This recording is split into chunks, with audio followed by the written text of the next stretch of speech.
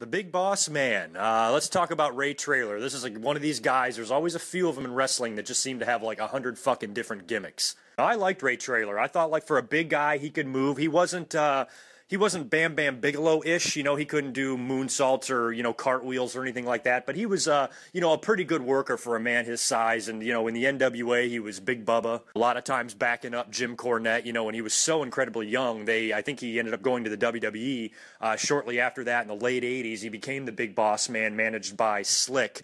And he was really big, peaking 400 pounds at least. They immediately put him into that feud with Hogan, where they did the Brother Love show shit, and then Boss Man was pretty much a big monster heel for a couple of years before they turned him babyface.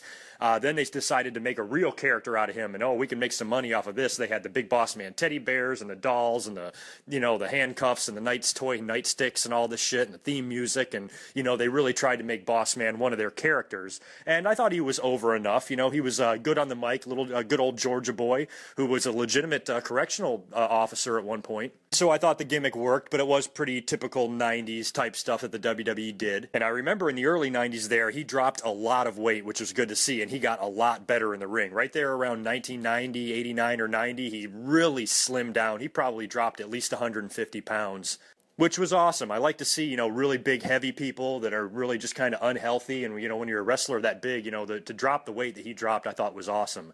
Now, he ended up leaving the WWE when he went over to WCW, went back to WCW, basically. He didn't reprise the role of Big Bubba. He became the same character he was in the WWE. They were calling him the Boss.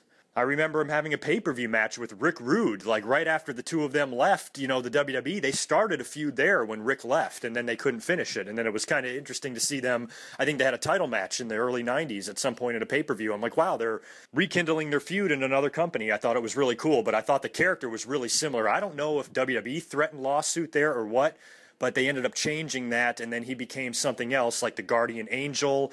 Then I think he finally went back to being Big Bubba after some point in time. I remember him wrestling under that gimmick too. So they could never figure out really what to do with Ray Traylor. And of course, he was just one of those guys that when he got to WCW, he was just like the rest of them. He was one of the first guys to go there, but shortly after that, you had Hogan and Earthquake and Beefcake and all these guys coming in, and Savage, all the guys that he was in the locker room with in the WWE. Now all showing up in WCW, and it was like WWE reborn. But he was then the Guardian Angel, and then finally he became Big Bubba again, floundered around in WCW for a while before returning to the WWE as the Big Boss Man, helping out Vince against Stone Cold during all that shit. And then he wore the, you know, black, you know, riot gear or whatever the fuck. I remember them saying he died of a heart attack, but I don't know what the heart attack was attributed to, if it was his health or if he was into something naughty. But he died in 2004, and he was way too young to die. A lot of good memories of Ray Traylor, way too young.